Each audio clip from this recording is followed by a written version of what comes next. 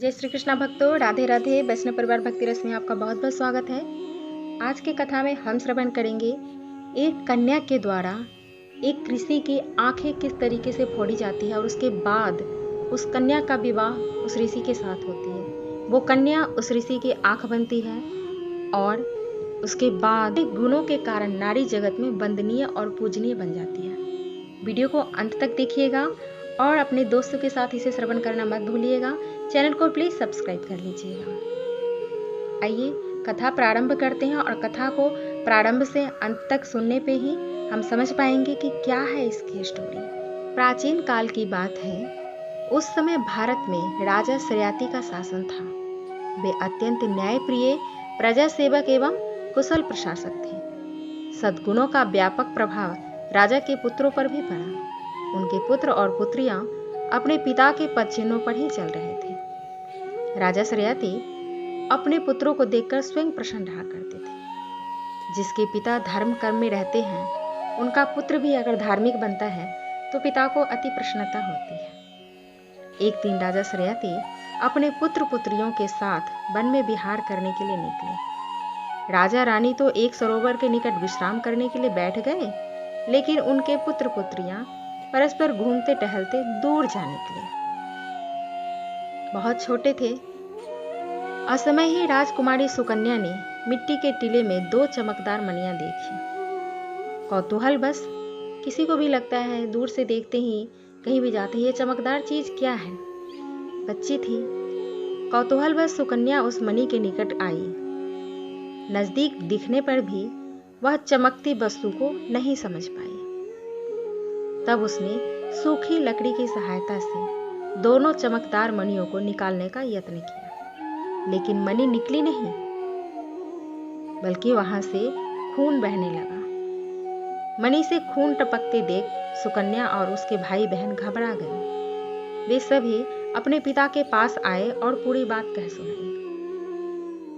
महाराज श्रयाति अपनी पत्नी के साथ उस स्थान पर पहुंचे और देखते हुए दुखी मन से बोले, बेटी, तुमने बड़ा पाप कर डाला। यह च्यवन ऋषि हैं जिनकी तुमने आंख फोड़ दी है। 2 मणि जो चमकती हुई दिखाई दे रही थी वो च्यवन ऋषि की आंखें थीं। यह सुनते ही सुकन्या रो पड़ी। उसका शरीर कांपने लगा। टूटते हुए स्वर में उसने कहा, मेरी जानकारी में नहीं था कि यह महर्षि बैठे हुए हैं। मैंने बड़ा अनर्थ कर डाला। यह कहकर वह फिर से फूट फूट कर रोने लगी। तपस्या करते करते ऋषि के सिर पे इतनी सारी मिट्टी के टीले जमा हो गए थे, मिट्टी के अंदर वो ढक गए थे कि वो दिखाई नहीं दिए थे। सिर्फ उनकी 2 आंखें दिख रही थी।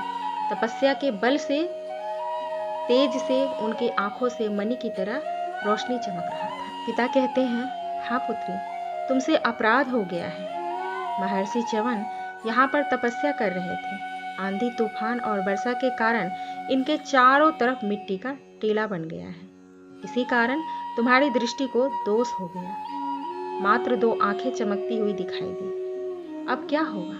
शोक करने लगते हैं। इतने में च्यवन ऋषि के कराहने का स्वर भी सुनाई दिया। कातर स्वर सुनकर सुकन्या ने तय किया, मैं इस पाप का प्रायश्चित करके इस हानि की क्षतिपूर्ति करूंगी।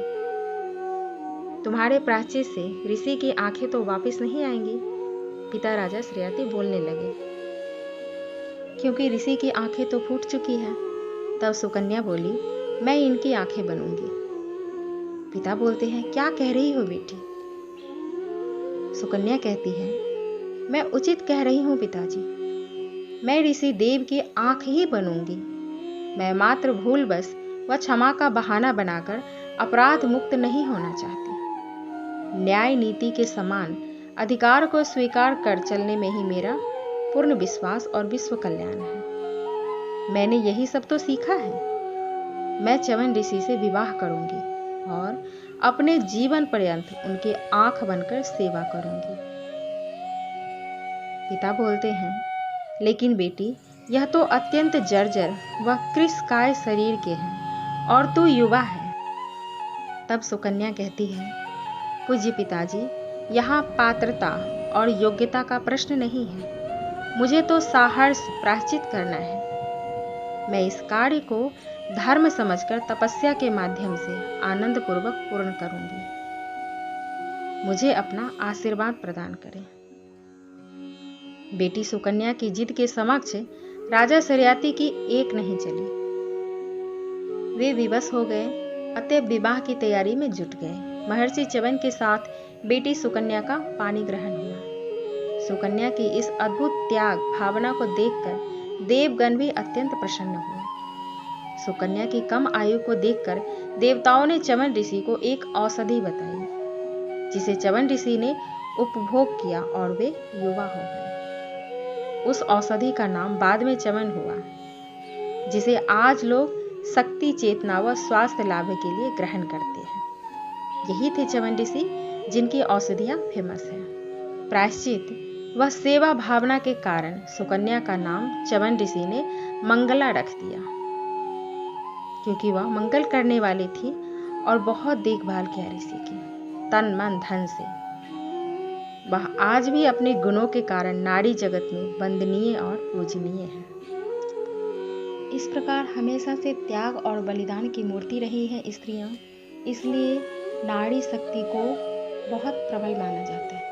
आज के एपिसोड में इतना ही। मिलते हैं नेक्स्ट वीडियो में। तब तक के लिए जय श्री कृष्णा, राधे राधे।